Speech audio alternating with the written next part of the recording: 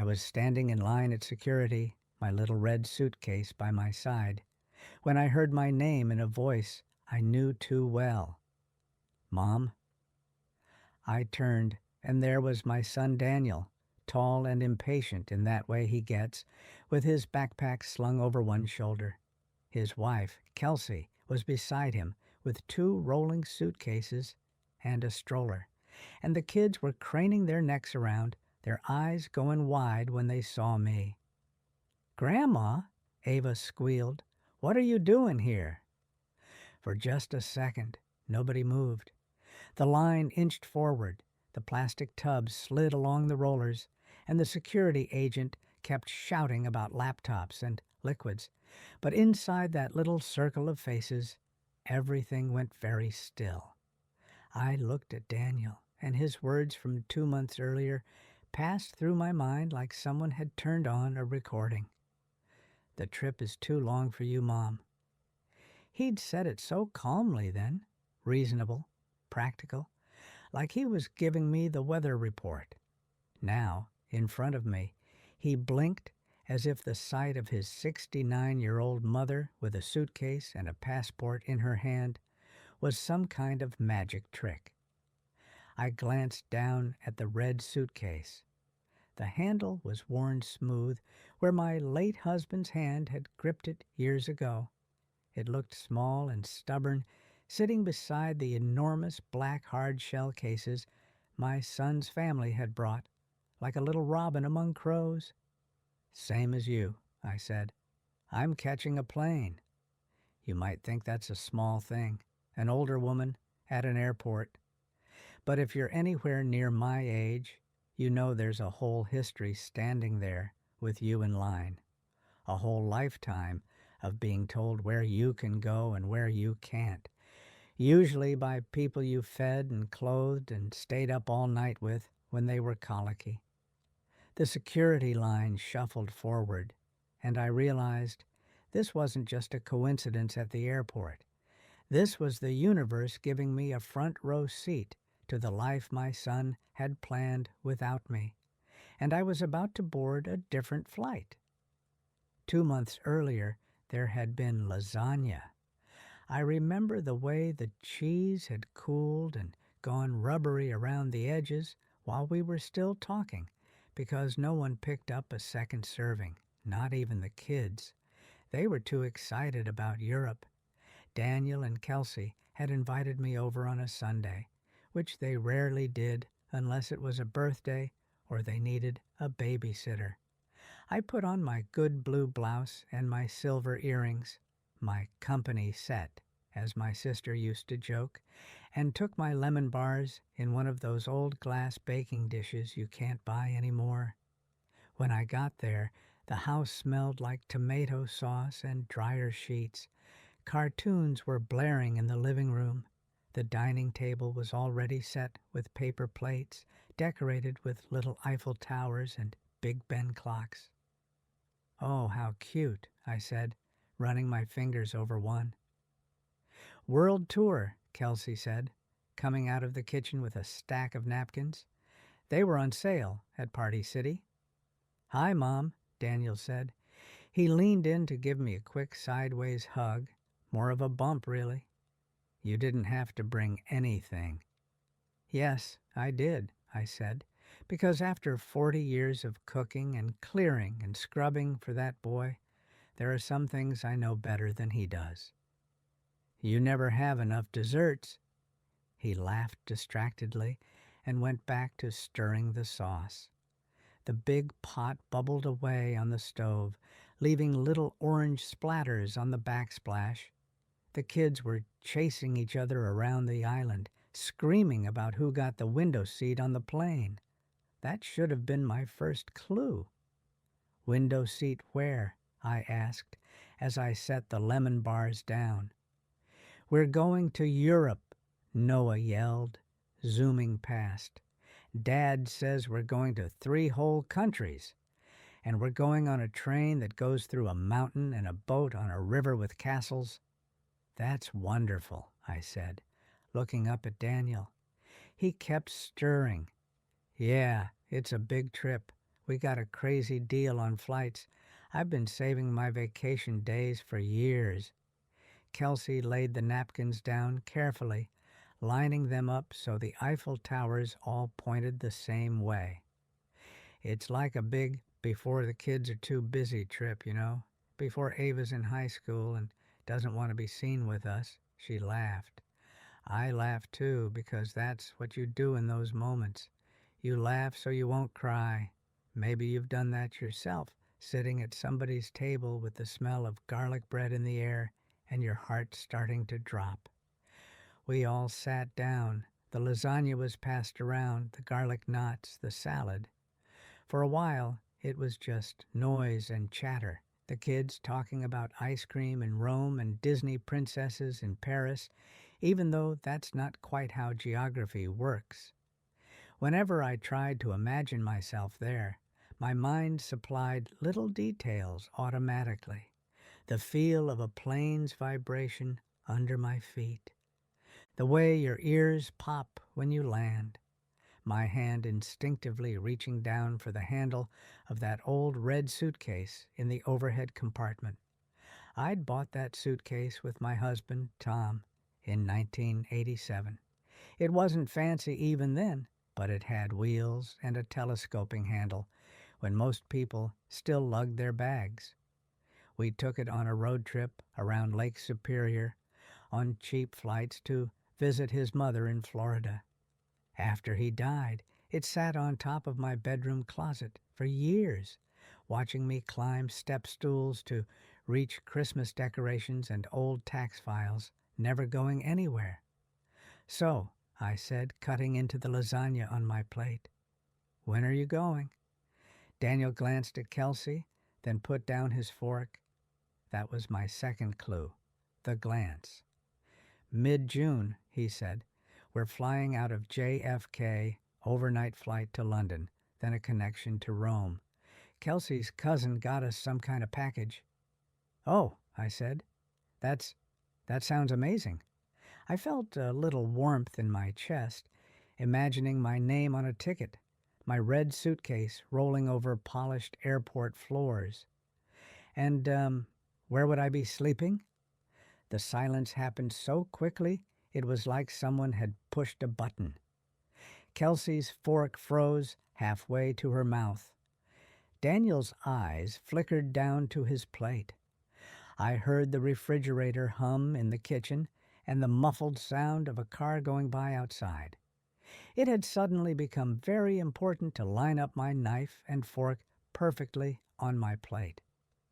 "Mom," Daniel said slowly, we didn't plan on you coming." There it was.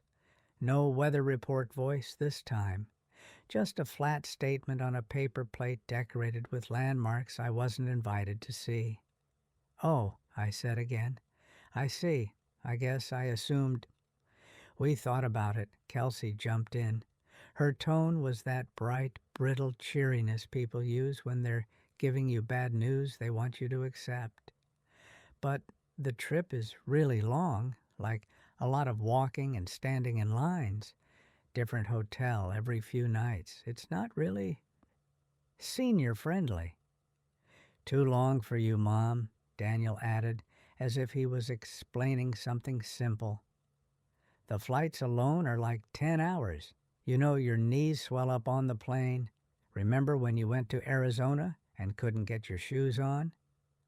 That had been years earlier, a trip to visit my sister. My ankles had puffed up like little loaves of bread, it's true. We laughed about it then, my sister and I, sitting on her porch with iced tea, but we also propped my feet up and made do. I stared at the lasagna on my plate.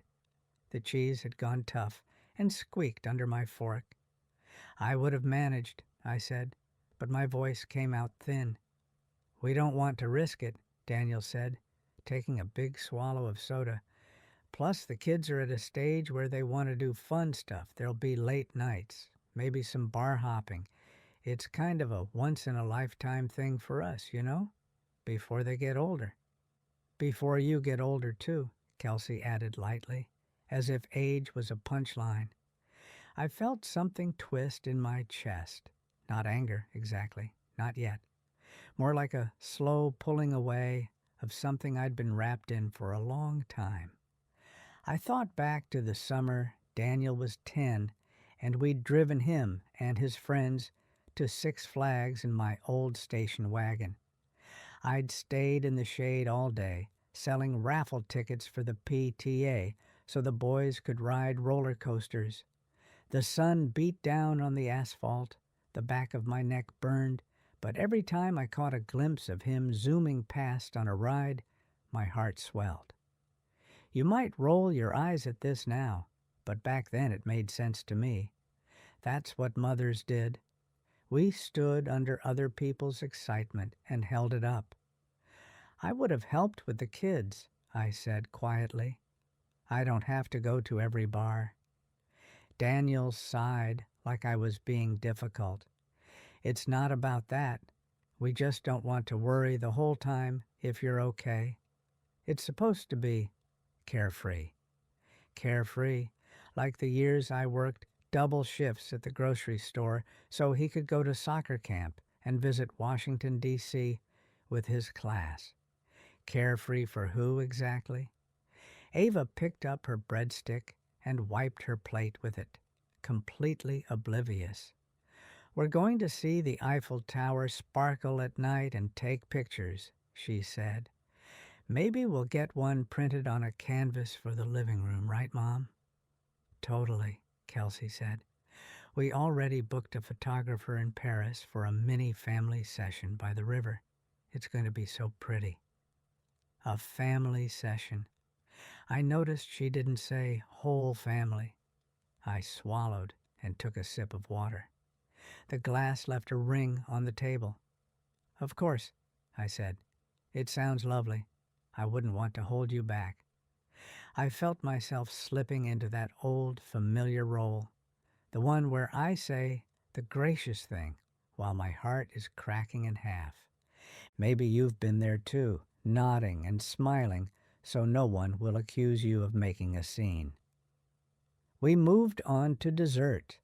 The kids devoured the lemon bars. Kelsey praised them, asked for the recipe, said I should write a cookbook. I listened to travel plans, Airbnbs and currency exchange and adapter plugs, like I was listening to someone else's favorite radio show in a car I was only borrowing. But somewhere between talk of gondola rides and gelato flavors, a cold little thought settled in the back of my mind. They weren't just planning a trip without me. They were practicing life without me. When I got home that night, the house felt smaller than usual. It's a little 2-bedroom bungalow on a tree-lined street. Nothing fancy. Just the place Tom and I bought in 1983, when Daniel was 3, and everything felt like it was stretching ahead in one long, busy line. The original brown carpet is gone now, replaced with vinyl planks that the installers swore would see you through, ma'am. I suppose he meant through the end of my life. I hung my good blue blouse back in the closet, and, as I slid the hanger along the rod, my hand brushed against the red suitcase on the shelf above. It rocked a little, bumping against an old shoebox. The noise made me look up. There it was, a bit scuffed at the corners, one wheel slightly squeakier than the other, but still sturdy. Tom had insisted on the color. We'll always spot it on the carousel, he'd said, winking. He was right. Even now, when I saw a red suitcase at an airport, my heart gave a little jump, like it might be ours. I stood on my tiptoes and pulled it down. Dust motes swirled in the closet light. The plastic handle was cool and smooth in my palm, worn down by our hands over the years. I dragged it to the edge of the bed and sat down with a sigh. I unzipped it, half expecting moths to fly out. Instead, there was a faint, stale smell of old hotel soap and paper.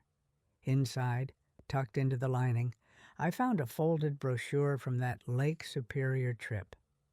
The colors were faded, but you could still see the blue of the water, the smiling couple in their 80s on the front cover. "Look, Mags," Tom had said back then, tapping the brochure.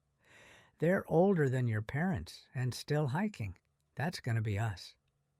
We were sitting on a picnic table overlooking the lake, my hair whipping into my face from the wind. He had reached over, brushed it back, and kissed my forehead. "When we retire," he'd said, "we're going to travel so much we'll wear this suitcase down to threads. Spain, Ireland, maybe a cruise. We'll be those people who bore everyone with our slideshow." I'd laughed, stealing one of his French fries. "I'll bore them with the food pictures. You can bore them with the castles." It seems silly, doesn't it, the things you believe in your 30s. You just assume you'll both be there when the time comes. Tom died at 58. Heart attack at work. One minute he was teasing the young guys in the break room. The next, he was gone. The retirement trips turned into a funeral and a stack of paperwork. The red suitcase went up on the shelf. I closed my eyes and inhaled. The suitcase had that particular synthetic fabric smell, mixed with a hint of plastic and something ghostly like old shampoo. For a second, my body remembered what it was like to hurry through an airport with Tom by my side, our hands brushing every few steps.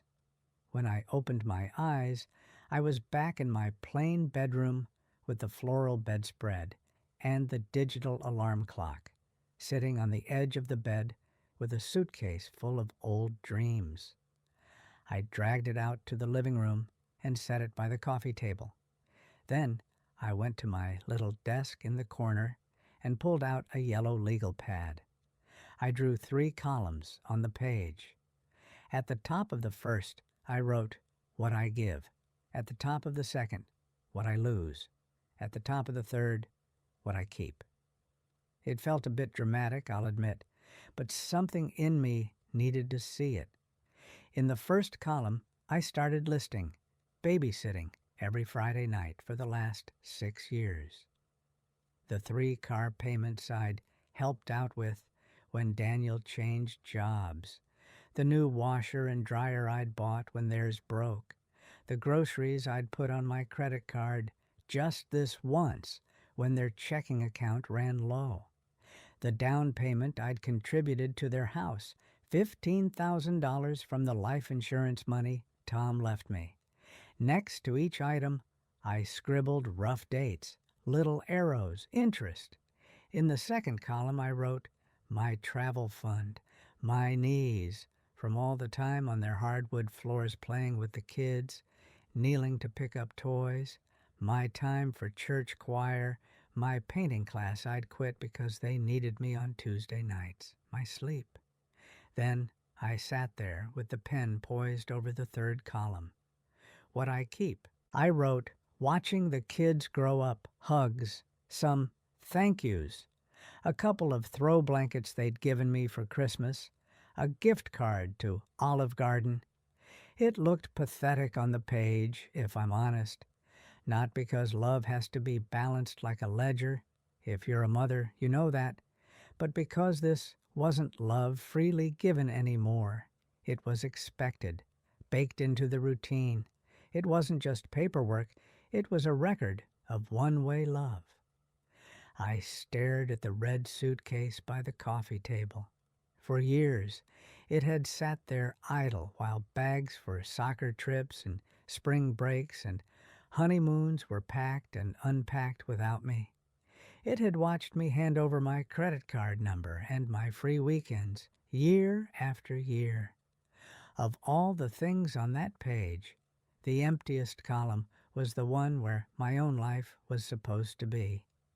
My granddaughter Lexi showed up 3 days later without texting first, which usually meant there was drama at her apartment or with her car. Instead, she came in carrying a coffee for me and a duffel bag for herself. "Hey, Grandma," she called as she kicked the door closed behind her. "Do you mind if I hang out here for a bit? Wi-Fi's better than at my place." "You can stay as long as you like," I said. "You know that." She set the coffee on the counter and the duffel on the floor, then froze mid-motion when she saw the red suitcase in the living room. "What's that?" she asked, pointing. "Oh, that old thing," I said lightly. "I was just giving it some air. It's been neglected." She walked over and dragged a finger along the top. "Vintage, I like it. Very Instagram." I laughed. It was just regular luggage once. She opened it, peeking inside. "You going somewhere?" "Not yet," I said. Sit. Tell me what's going on with you." We settled on the couch. She opened her laptop. I pretended to read a magazine. The truth was my mind kept drifting back to that yellow legal pad with its 3 columns now tucked into the desk drawer. After a while, Lexi glanced up.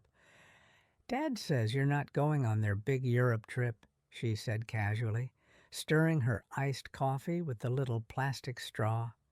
"He thought you might be upset." "Did he?" I kept my eyes on the magazine, though the words were swimming. "What did he say about it?" She shrugged. "Just that it would be too much for you, too exhausting, and that you, didn't really care about Europe anyway." I snorted before I could stop myself. Did he now? Lexi smiled a little. "I told him you used to have a picture of the Colosseum on your refrigerator for, 10 years. I did, in fact. A faded postcard Tom brought me from a work trip when we still thought we'd go together someday.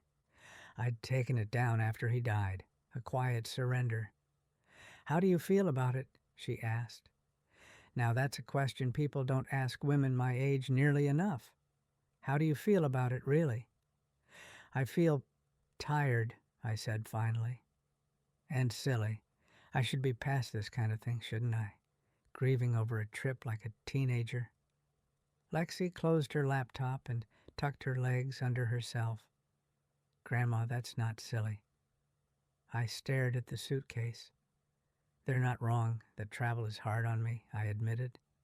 "My knees ache in the grocery store sometimes, and I do get swollen on planes, but the truth is, if they'd wanted me there, we could have figured it out.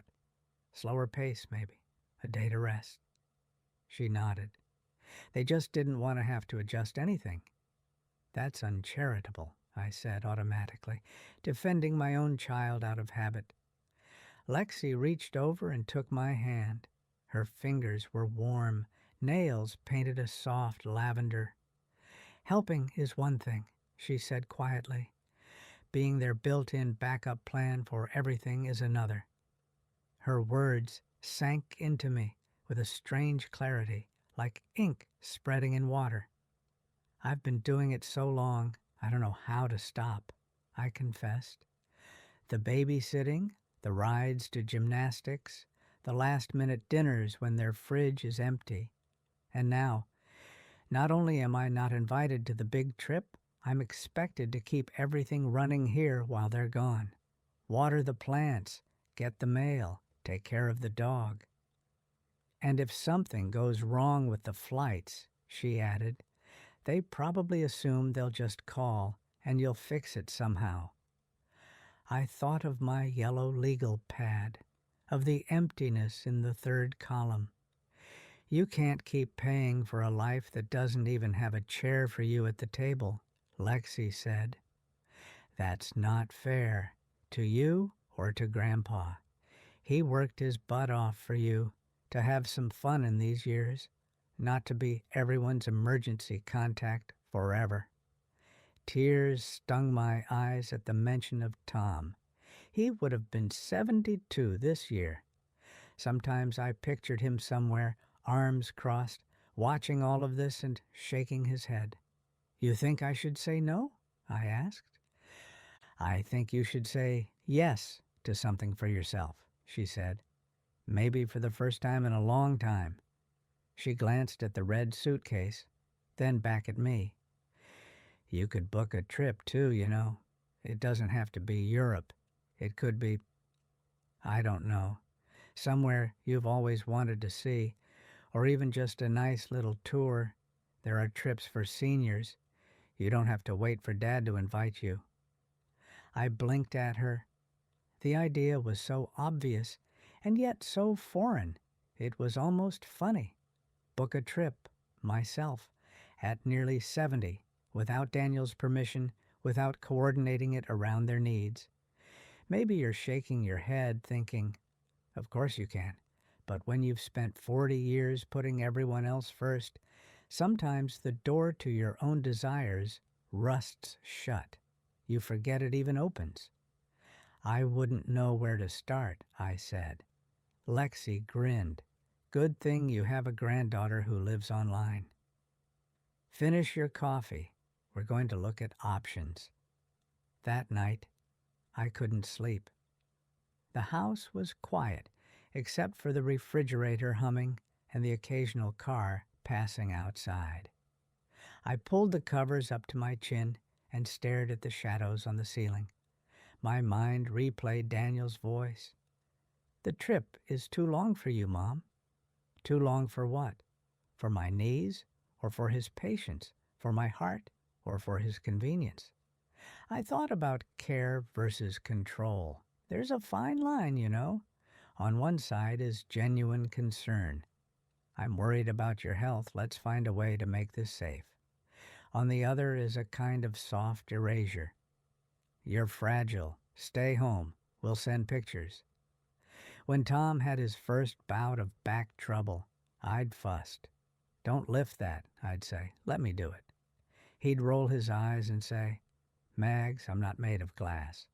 We'd argue a bit, find a middle ground.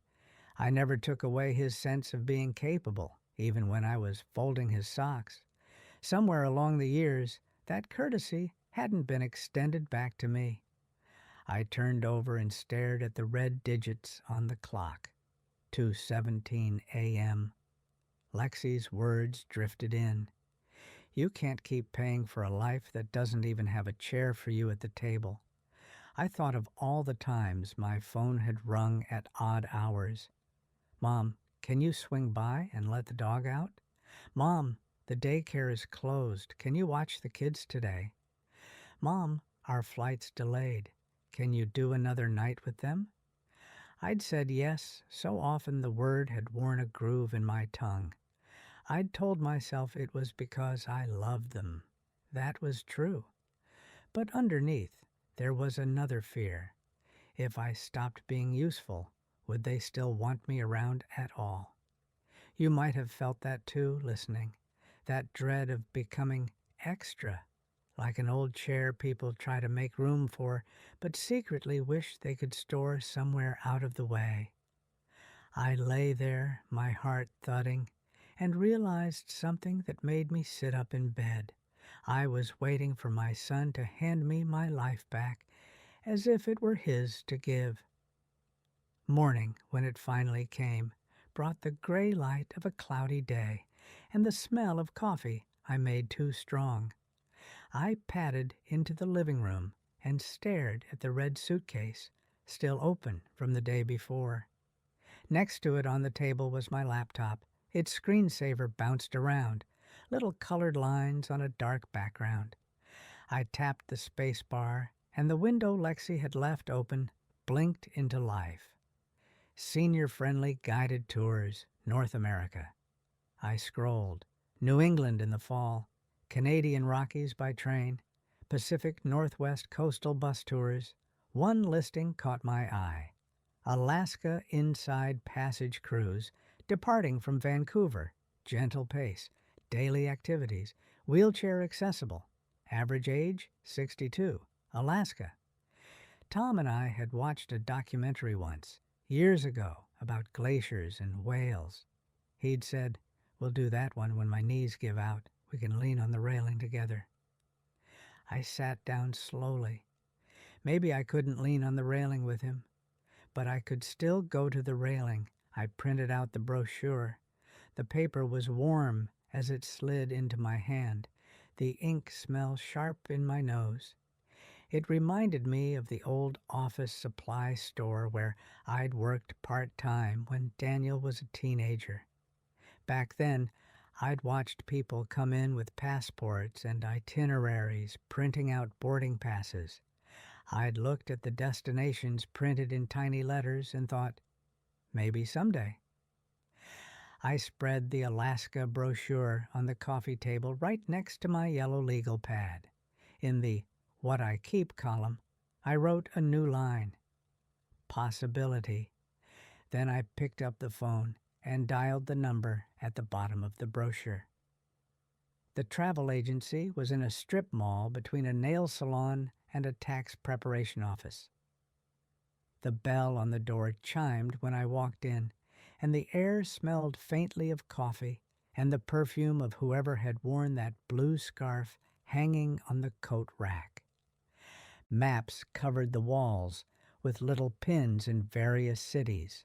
A glossy poster showed a couple in their 70s on the deck of a cruise ship, wrapped in matching navy sweaters, smiling out at a glacier. Behind the desk was a woman probably in her 40s, with curly brown hair and reading glasses perched on her nose. Her nameplate said Sharon. "Hi there," she said, getting up as I approached. "How can I help you today?"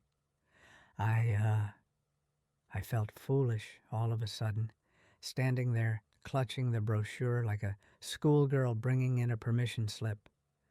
"I got this in the mail, and I was wondering if it's real." Sharon smiled. "Oh, it's real. We've sent a lot of folks on that one. Are you thinking of going?" I took a deep breath. "Yes," I said, "I am." She gestured to a chair. "Have a seat. Let's see what we can do." The chair was padded and a little squeaky. As I sat, the texture of the fabric under my fingers took me back for a moment. I saw myself sitting in the bleachers at Daniel's high school, the rough plastic seat cold under me, watching him walk across the stage at graduation. He'd been so handsome in that blue gown, his tassels swinging, his smile wide as he waved. I'd clapped until my palms stung, my heart bursting with pride. Afterwards, we'd taken pictures, him with his friends, with the principal, with his girlfriend. There was one of us together, me shorter beside him, my hair frizzing in the humidity. "We did it," I'd whispered to him as we hugged. "We?" He'd laughed, but he didn't correct me. I'd believed my real trip started then, into his adulthood, his weddings, his children. I hadn't imagined that he'd try to leave me in the departure lounge. Sharon flipped open a binder. "So, the Alaska Inside Passage. Let's look at dates. Do you have a passport?" "I do," I said. "Still valid. I haven't used it much." "Perfect." She clicked at her computer. "We have a sailing in mid-June, 10 days. Departs from Vancouver, returns there. You'd need to fly into Vancouver the day before. We can arrange a hotel. There's a single supplement, but we sometimes match roommates if you're open to it." I thought of sharing a cabin with a stranger, listening to someone else breathe at night. "I think I'd like my own room," I said. For the first time in a long time, the idea of being alone sounded like joy, not punishment. She nodded. "We can do that." She quoted me a price. It wasn't small, but when I mentally compared it to the spontaneous car payments and appliances I'd covered for Daniel over the years, it was downright modest. "I can pay," I said. "I have savings, and my husband left me, well, enough." Sharon looked at me over her glasses. "I'm glad to hear that. A lot of folks your age don't feel they're allowed to spend their own money on themselves." I chuckled weakly. "Guilty as charged." She tapped a few keys. "We can hold a cabin for 72 hours without payment," she said. Gives you a little window to think. I can explain the cancellation terms. It's kind of like, if your life is a house, this trip is just moving some furniture around. You're not burning it down. I smiled. That metaphor made something in my chest unclench. I wasn't destroying my family by taking 10 days to see some ice in Wales. I was just moving a couch, letting more light in. Hold it, I said. And then, let's book the flights too, before I change my mind. When all the details were ironed out, dates and cabin numbers, and a flight from our small regional airport connecting through Seattle to Vancouver, I signed the papers with a steady hand. Sharon slid a folder across the desk. It was a simple blue cardboard folder with pockets inside, my name written on the front in neat letters. "This is your travel pack," she said. "We'll add to it as things get confirmed. You keep this safe, okay? Think of it like a key to a door you're allowed to walk through." I opened it. Inside were my reservation numbers, a little map of the cruise route, a brochure about excursions. I slid my fingers over the paper, feeling the slight ridge where the ink sat on top. When I got home, I didn't put that folder in a drawer. I slipped it into the front pocket of the red suitcase. The weeks leading up to June were a strange mix of normal and secret. I still watched the grandkids after school sometimes, though I stopped automatically saying yes to every request.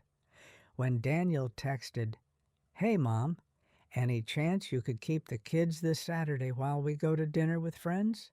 I wrote back, "Sorry, I have plans." It wasn't even a lie. My plan was to sit in my pajamas and watch a movie and not be anyone's child care for one evening. That felt like a valid appointment. I could feel his confusion through the phone. There was a pause, then, "Oh, okay. I'll see if Kelsey's mom can do it." The world did not collapse. I also went down to my bank one Tuesday. There, a young man with perfectly groomed facial hair and a tie too tight around his neck helped me remove Daniel and Kelsey as authorized users on my credit card. They had never abused it intentionally, but the little charges, streaming services, kids' clothes, takeout, had started to accumulate. "It's like changing who has spare keys to your car," the banker said. "You're still driving it. You're just making sure no one else is taking it for a spin without asking." I liked that.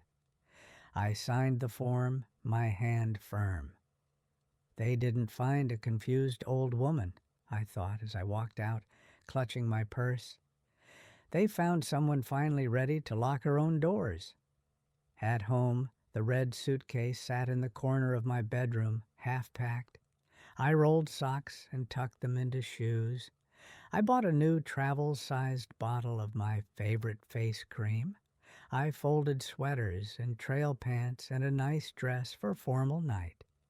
Each time I added something, I felt like I was placing a small stone back in the hollow where my sense of myself used to live.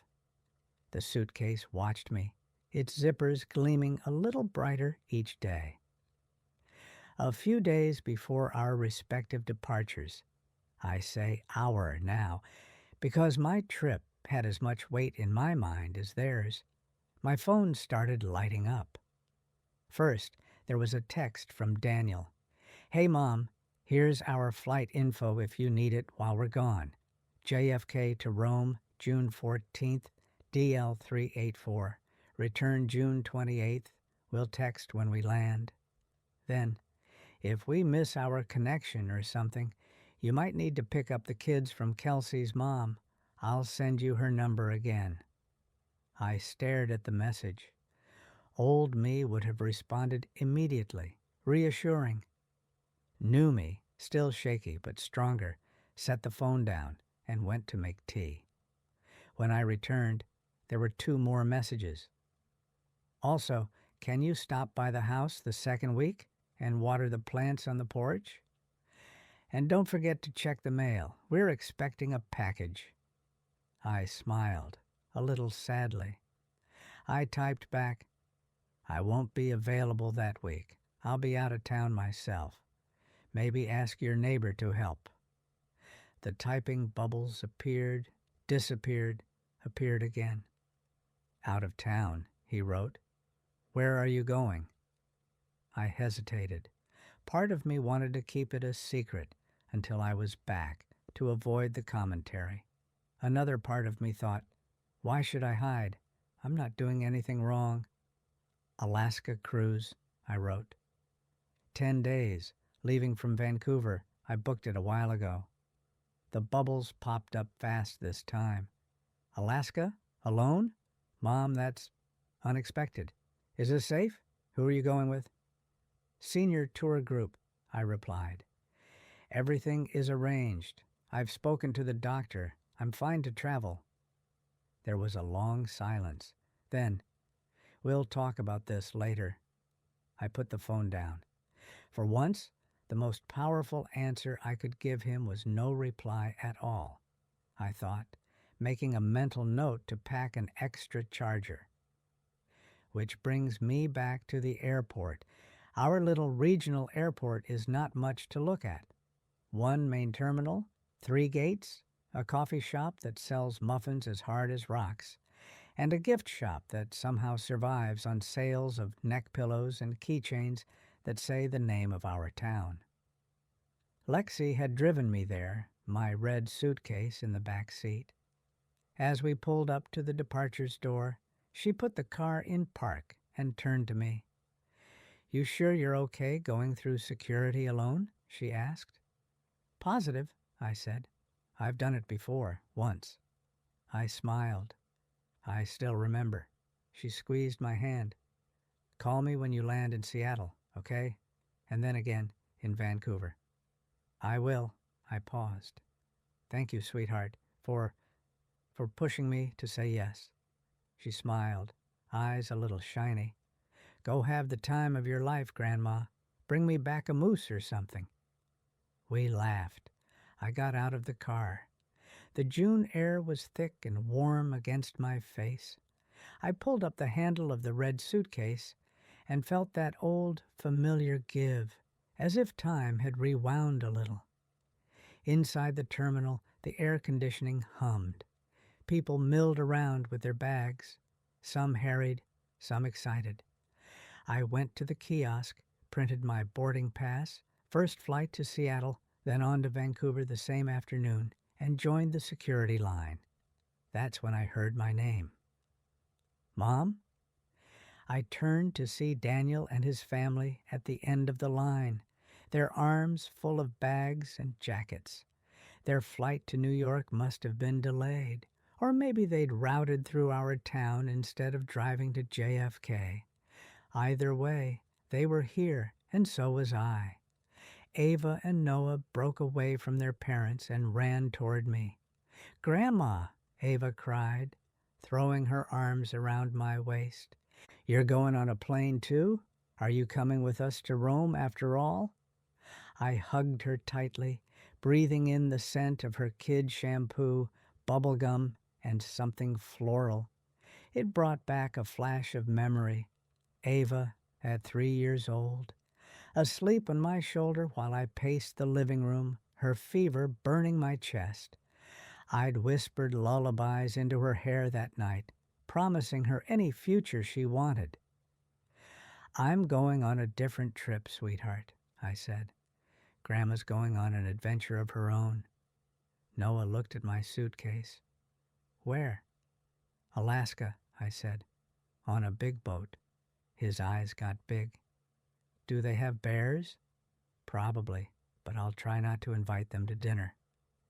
He laughed and ran back to Kelsey, chattering about Alaskan bears. Daniel approached more slowly. He was wearing a baseball cap and the kind of travel neck pillow that makes you look like a turtle. His eyes flicked from my face to the suitcase to the boarding pass in my hand. "So you're really doing it," he said. I really am, I replied. He glanced at the departure screens, then back at me. You didn't say you were leaving today. You didn't ask, I said gently. He opened his mouth, closed it, then sighed.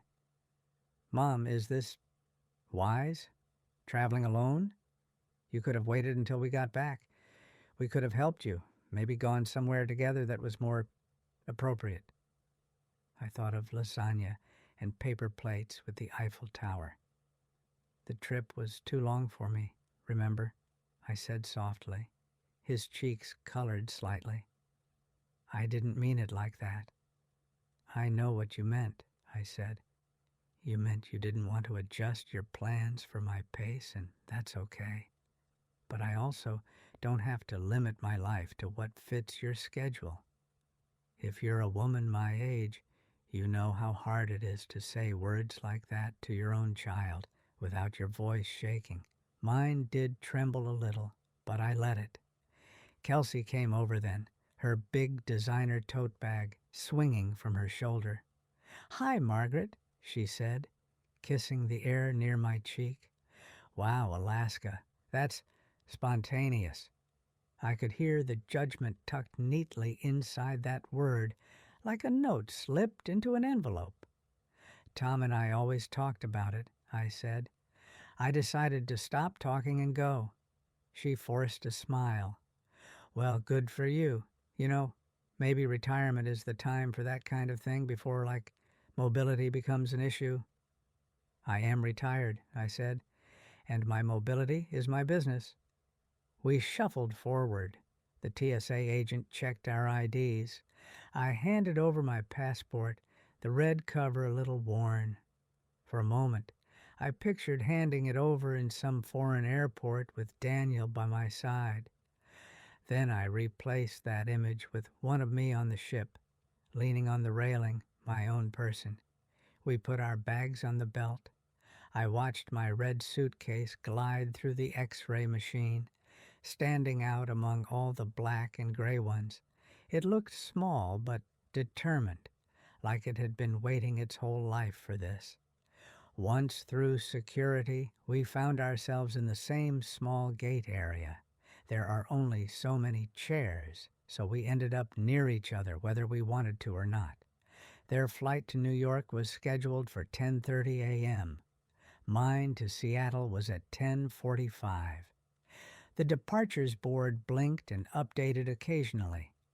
I sat down in one of the molded plastic chairs, the kind that makes your back ache after 10 minutes.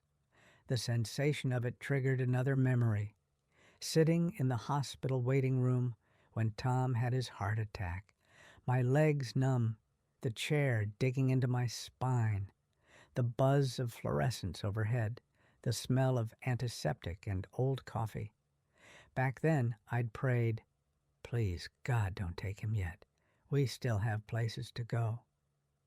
When the doctor came out and shook his head, it wasn't just my husband that died.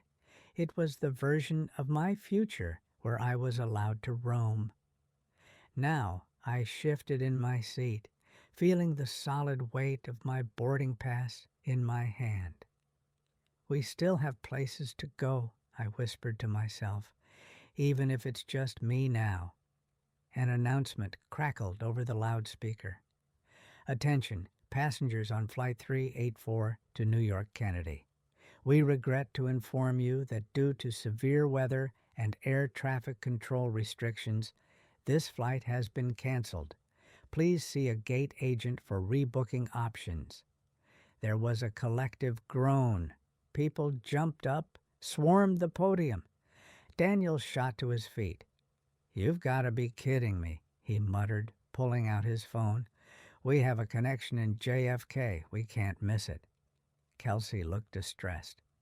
We have prepaid hotels, she said, and the photographer in Paris. And the kids were so excited. Around us, frustration rose like heat. Someone was arguing with the gate agent about vouchers. A little boy started crying. The departures board flashed "canceled" in angry red letters beneath their flight number. My own flight still said on time. Daniel turned to me, his face tight. Mom, can you take the kids home with you if we get stuck? He asked. We might have to drive to another airport or... I'm boarding in 20 minutes, I said gently. He blinked. Right, Alaska. Could you maybe delay it? Delay a cruise ship? I smiled sadly. I don't think they hold those for grandmothers with guilty sons. He opened his mouth, closed it. The kids were watching us, wide-eyed.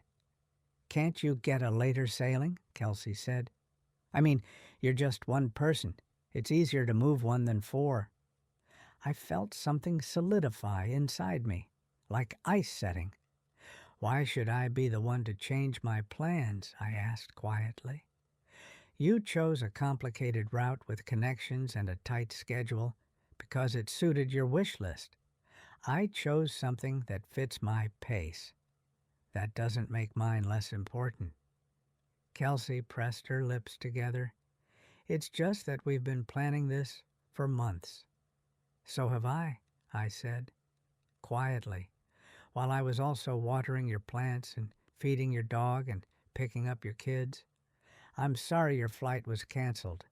Truly. But I am not your backup plan this time. He looked at me, really looked, maybe for the first time in years. I could see the calculations in his eyes, the cost of new tickets, the disappointment in his children's faces, the unraveling of the picture-perfect trip he'd imagined. Beside my chair, the red suitcase stood like a small, steadfast witness. An announcement chimed again. Now boarding Flight 218 to Seattle, Group 1. My boarding group was 3, but the sound made my heart leap anyway. Daniel's shoulders slumped. I just didn't think you'd actually go, he said, his voice low. You always say you're fine staying home. You never do things like this. That's because I got used to believing my life was less important than everyone else's, I said.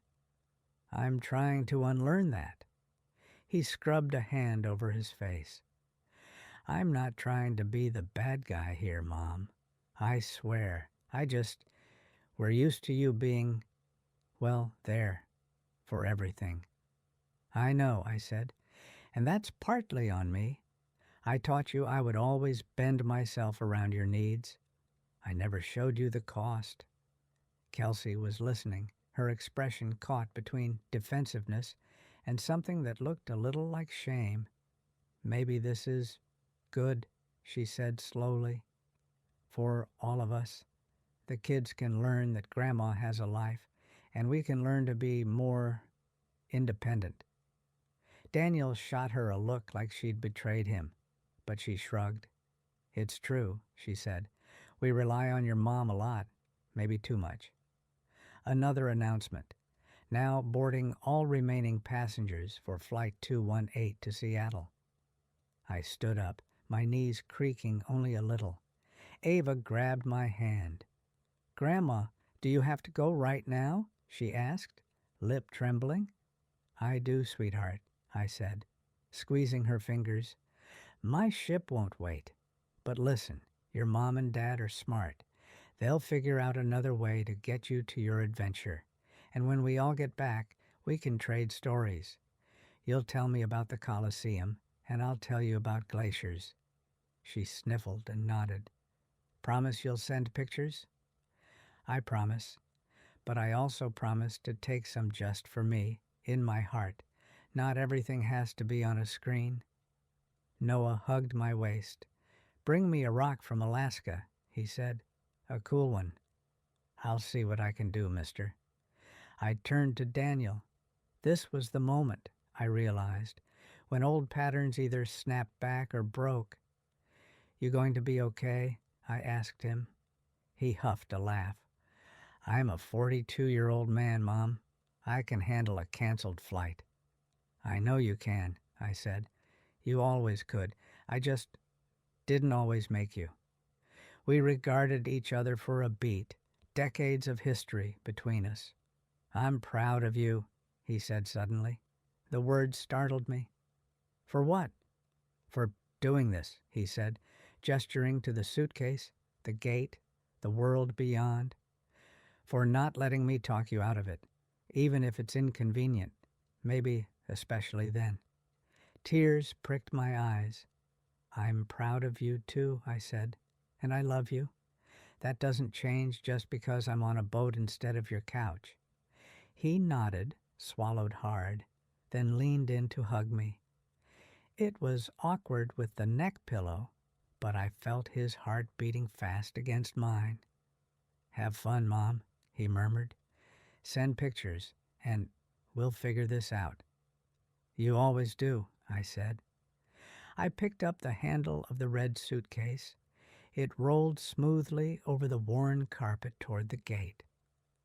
As I handed my boarding pass to the agent, I heard one last announcement for their canceled flight, passengers being directed to customer service. I glanced back once. There they were, my son, my daughter-in-law, my grandchildren, standing in a little cluster, not quite as carefree as before, but still intact. They were talking to a gate agent now, figuring out new routes, new plans. They were learning that they could solve their own problems. I stepped onto the jet bridge. The air was cooler there, tinged with jet fuel and possibility. The red suitcase bumped along beside me, its wheels squeaking just a bit, as if humming a tune it hadn't sung in a very long time. The trip was, well, I don't know what you picture when you think of an Alaska cruise, but it was that and more. The ship was like a floating hotel, but somehow cozier. My cabin had a little balcony just big enough for a chair and a small table. The first morning, I sat out there with my coffee, wrapped in the sweater I'd knitted the winter after Tom died, and watched the shoreline glide by. Evergreen trees stood like dark sentries against a sky so big it made me feel both tiny and strangely important. On deck, I made friends with a woman named Patricia from Nebraska, whose kids lived scattered across the country. We went to trivia nights together and laughed until our sides hurt. There was a retired couple from Texas who danced to every song the band played, slow or fast. A widower from Ohio who'd never traveled alone before either. We all swapped stories over buffet dinners and glacier views. One afternoon, as we drifted past a massive wall of ice, a humpback whale breached in the distance, its body arcing out of the water like something from another world. The whole deck gasped, then applauded, as if the whale had done it just for us. I rested my hands on the railing, the metal cool under my palms. The wind whipped my hair into my face, and for a second it felt like that day at Lake Superior with Tom. I whispered, "We made it, love. Maybe not how we planned, but we made it to some ice at least." That night, back in my cabin, I opened the little closet. The red suitcase sat on the floor, half empty now, its contents scattered through drawers and hangers. I knelt down and ran my fingers along its edge. "You've seen a lot," I murmured. "Road trips, funerals, now glaciers. Who would have thought?" In the tiny desk beside it, I kept the blue travel folder Sharon had given me, now stuffed with ticket stubs and excursion receipts, and a handwritten note from one of the guides who'd been impressed that I tackled the shorter hiking trail. It struck me then that these papers, the ones about my trip, my choices, felt more precious than some of the documents I'd filed away over the years under "For Daniel." This folder wasn't about being useful to someone else. It was about the life I was reclaiming for myself. A few weeks after I got home, my days settled into a new rhythm. I still saw the grandkids, of course. We went to the park, to the ice cream shop. I showed them pictures of bears taken from the safety of a bus, and glaciers and tiny, colorful houses in the ports we'd visited. They showed me pictures of Rome and Paris on their parents' phones. In the end, they'd managed to get to New York the next day, then caught a different flight. They'd had to rearrange some things, miss a tour or two, but they'd made it. Their voices sparkled as they told me about gelato and gondolas, and how the Eiffel Tower sparkled at night, just like they'd promised. Daniel and I had coffee together one Sunday morning, just the two of us at my kitchen table. He looked a little more tired than before, a sprinkle more gray at his temples. Travel will do that to you when you're the one coordinating everyone. I'm glad you went, he said, stirring sugar into his mug. Alaska, the pictures are amazing. Thank you, I said. I'm glad you went too. Europe. He hesitated. I want to say sorry for how I handled it before.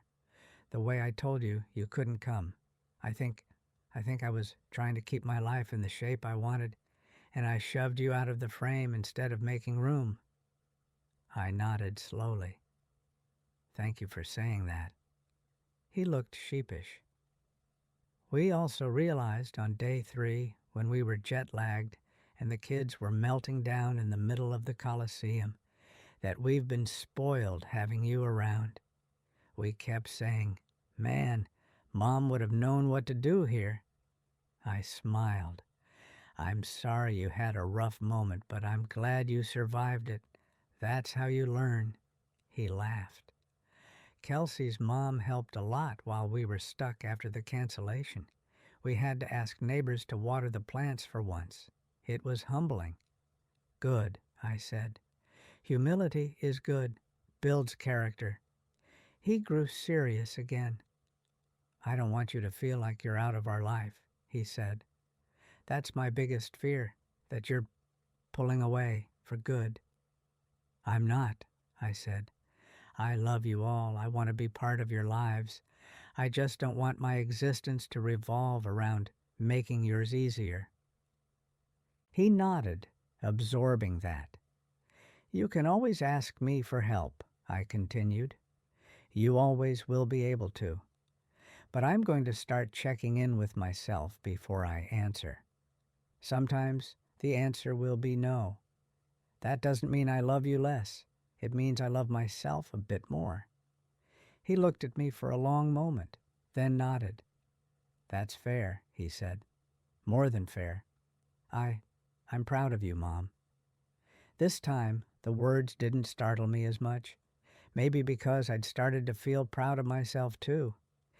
These days, the red suitcase lives in a different place. I don't keep it hidden on the top shelf of my closet anymore, gathering dust like a relic. It sits on a small luggage rack in the corner of my bedroom, open just enough to slip in a packing cube or a brochure. Sometimes, when I pass by, I run my fingers along its handle. It feels less like a leftover from old dreams and more like a doorway I remembered how to open. It's not always Alaska or some grand adventure. Sometimes it's a weekend bus trip with the senior center to a craft fair 2 towns over. Sometimes it's a train ride to visit my sister. I don't say yes to every opportunity. My knees still ache. My budget is still finite. But I say yes to enough. The red suitcase has become my quiet ally. First, it was just an object in the house, an everyday thing collecting dust. Then, it was a witness to all the sacrifices I made, sitting high up while I poured my money and time into everyone else's journeys. Later, it became a tool, holding my travel folder, my boarding passes, even that yellow legal pad with the 3 columns, helping me step into my own decisions with something solid at my side. Now, it's a symbol of something else entirely. When I look at it, I don't see what I missed anymore. I see what I claimed. If you're listening to this and you're around my age, maybe you have your own red suitcase. It might be a sewing machine you never learned to use because you were too busy hemming everyone else's pants. A recipe book you wanted to write but kept putting off. A pair of hiking boots, a paint set, a dancing dress, a passport. One object in your house that knows how long you've been waiting. I can't tell you what to do. Your life is your own, your circumstances unique. But I can tell you this. The column where you write, "What I keep," deserves more than a few scraps. Your time, your rest, your joy, your little adventures, even if they're just to the next town over.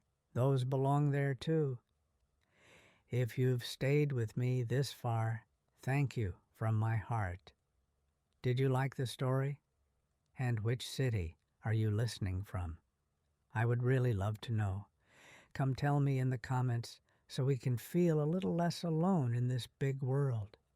If you enjoy life stories like this and you'd like to help me keep making them, you can support me with a super thanks here on YouTube. That little button means more than you know. Thank you so much for your kind hearts and your gentle ears. On the screen, you should see 2 more stories I really recommend if you want to keep me company a little longer. Don't forget to subscribe so you don't miss the next life story. Until then, take good care of yourselves and remember, your life belongs in that third column too. With love and respect.